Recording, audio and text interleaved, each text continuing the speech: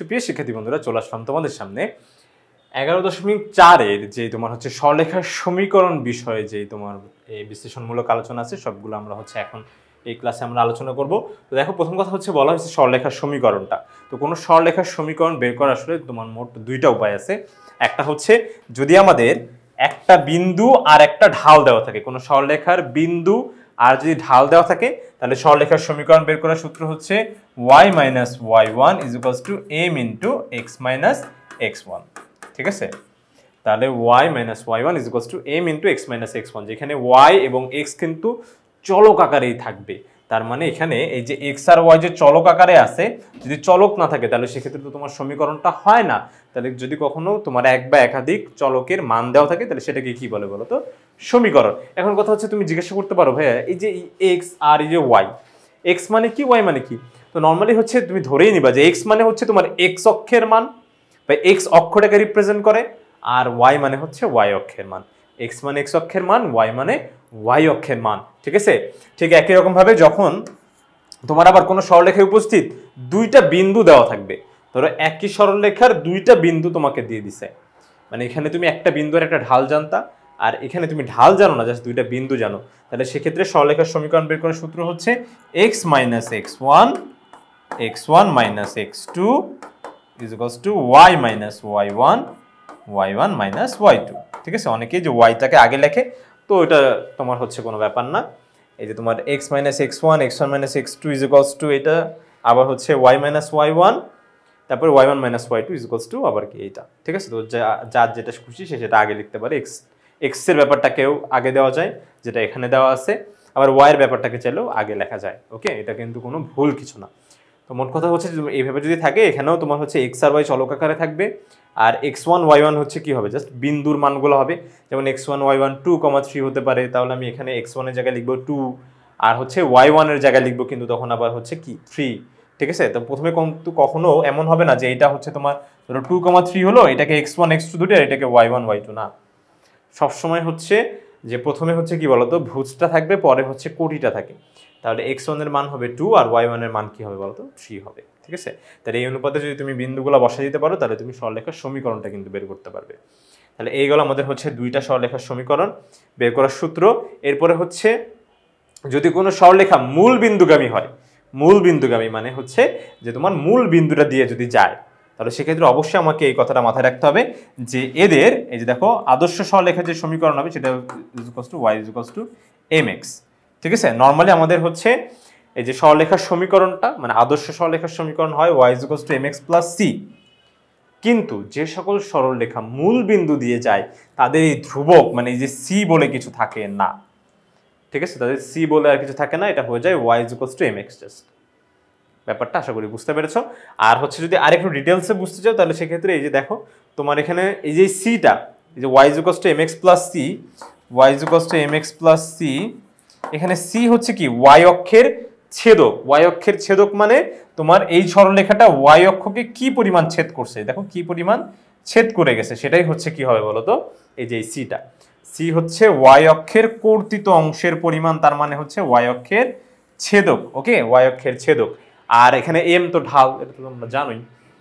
আরেকটা ব্যাপার, তাহলে হচ্ছে এই যে দেখো তোমার যখন মূল বিন্দু দিয়ে যাচ্ছে, যখন একটা সরলরেখা মূল বিন্দু দিয়ে যাচ্ছে, এই দেখো মূল বিন্দু যাচ্ছে, ও কি y অক্ষকে কোনোভাবেই কি ছেদ করতেছে? y অক্ষকে কি কোনোভাবেও ছেদ করতেছে? ছেদ করতেছে না, তো মূল বিন্দুতে চলে যাচ্ছে।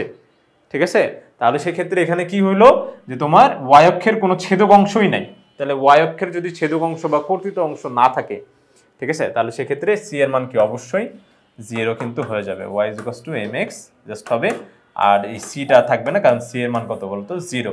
তাহলে জাস্ট y mx এটা গেল হচ্ছে। এরপরে আমাদের হচ্ছে বলে দিচ্ছে, ধরো এরপরে দেখো আমাদের হচ্ছে এখানে বলা হয়েছে যে তোমার কখনো যদি x অক্ষ x এবং y অক্ষকে ছেদ করে এমন সরলরেখার সমীকরণ, কখনো যদি x অক্ষ এবং y অক্ষকে ছেদ করে মানে অক্ষদ্বয়ের ছেদক, এরকম যদি কোনো সরলরেখা থাকে, তাহলে তাদের সরলরেখার যে সমীকরণটা হয় সেটা হয় x/a y/b = 1।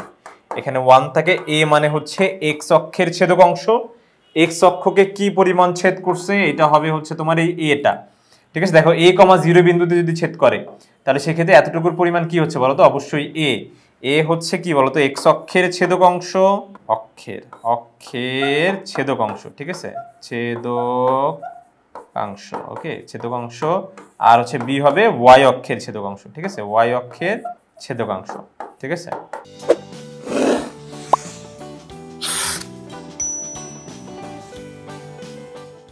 তাহলে এক্স হচ্ছে এই যে এ মানে হচ্ছে এক্স অক্ষের ছেদকাংশ, ওয়াই মানে ওয়াই অক্ষের ছেদকাংশ। তার মানে যদি আমার ধরো এটা সরলরেখার সমীকরণ দেওয়া আছে এইভাবে, ধরো 3x 2y = ধরো হচ্ছে এখানে দেওয়া আছে তোমার 6, ওকে। এখন বললো যে এটা এক্স অক্ষ এবং ওয়াই অক্ষকে কোন কোন বিন্দুতে ছেদ করছে, তাহলে সেক্ষেত্রে আমি জাস্ট কি করব, দেখো আমি যদি তোমার হচ্ছে এই আদর্শ সরলরেখার সমীকরণ ওয়াইজ যদি যাই, তাহলে সেক্ষেত্রে এখানে হবে হচ্ছে কি বলতো 1 হওয়ার কথা, x/a + y/b = 1 হওয়ার কথা। তো দেখো সেই 1টা কিভাবে হচ্ছে, আমি যদি 6 দিয়ে ভাগ করে দিই, যে ভাই আপনি এখানেও 6 দিয়ে ভাগ করেন, এখানে যদি দুইটা পদ, তাহলে দুইটা পদের সাথে আলাদা আলাদা করে 6 দিয়ে ভাগ করে দেন, তাহলে এখানে 6/6 করলে কত 1 হয়ে যাচ্ছে। তাহলে ব্যাপারটা, আর এখানে যদি কাটাকাটি করি তাহলে x এর নিচে আসতেছে 2 আর y এর নিচে আসতেছে কি বলতো 3, y এর নিচে হচ্ছে 3 = 6 আর 6 কাটাকাটি করলে 1।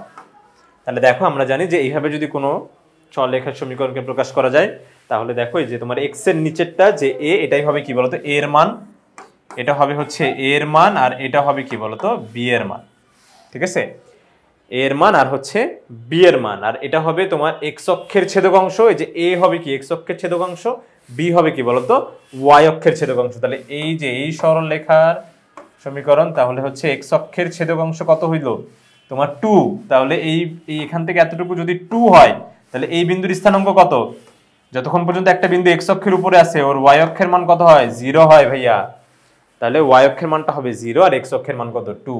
আবার যখন y অক্ষকে ছেদ করতেছে, y অক্ষের ছেদকাংশ কত পেলাম আমি হচ্ছে 3, এই যে b এর মানটা হচ্ছে 3, তাহলে সেক্ষেত্রে এই বিন্দুর তোমার y অক্ষের মান হচ্ছে 3 আর x অক্ষের মান কত 0। সবসময় কিন্তু ভুজটা আগে বসে, কোটিটা পরে, ভুজ আগে কোটি কিন্তু পরে, এটা কিন্তু আমাকে মাথায় রাখতে হবে। সেজন্য এখানে x অক্ষের মানটা আগে, y অক্ষের মানটা পরে, তাহলে কিন্তু একবারে আমরা হচ্ছে ছেদবিন্দু পেয়ে যাব, ওকে। আবার ছেদক তোমার হচ্ছে x অক্ষের ছেদক অংশগুলোও কিন্তু পেয়ে যাচ্ছে এই সরলরেখার সমীকরণের মাধ্যমে।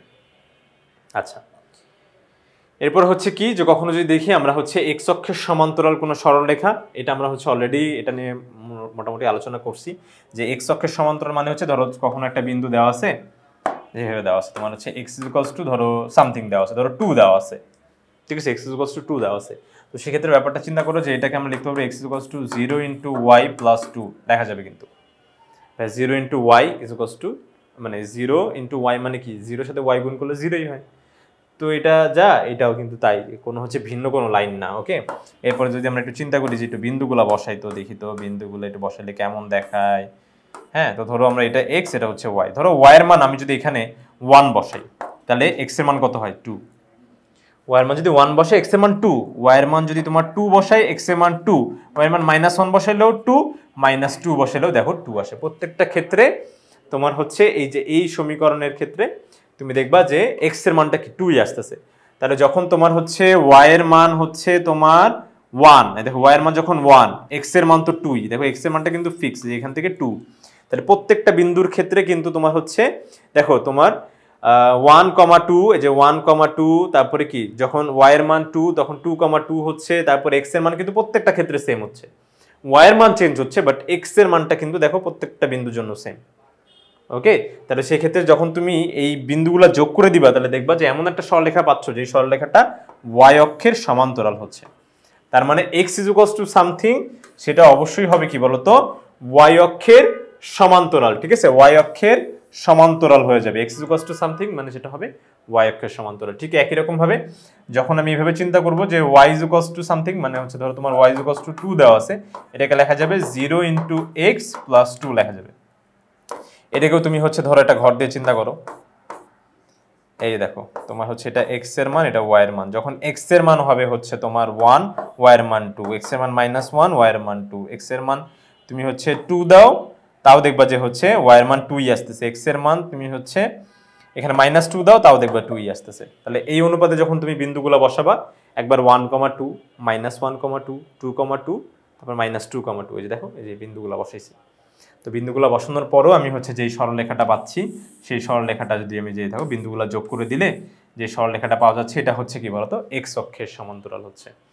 তার মানে Y is equals to something, মানে কোনো একটা মান দেওয়া আছে জাস্ট, আর কিচ্ছু দেওয়া নেই। তার মানে সেই সরলরেখার সমীকরণটা অবশ্যই কি হবে এক্স অক্ষের সমান্তরাল, আবার x is equals to something হলে সেটা হবে অবশ্যই ওয়াই অক্ষের সমান্তরাল। আশা করি এটা বুঝতে পেরেছো। এরপরে দেখো এই যে আমরা হচ্ছে তোমার এক্স অক্ষ ওয়াই অক্ষ আঁকি, এরাও কিন্তু এক প্রকার সরলরেখা, ঠিক আছে।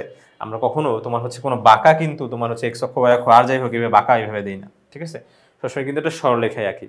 তাহলে যেহেতু প্রত্যেকটা সরলরেখারই সমীকরণ আছে, তার মানে এদেরও সমীকরণ আছে, এই সরলরেখাগুলোরও সমীকরণ আছে। এখন সমীকরণ মানে কি, যখন চলকের মান দেওয়া থাকবে সেটাই হবে কি বলতো সমীকরণ। তো এখানে কি কোনো চলকের মান আসলে দেওয়া আছে?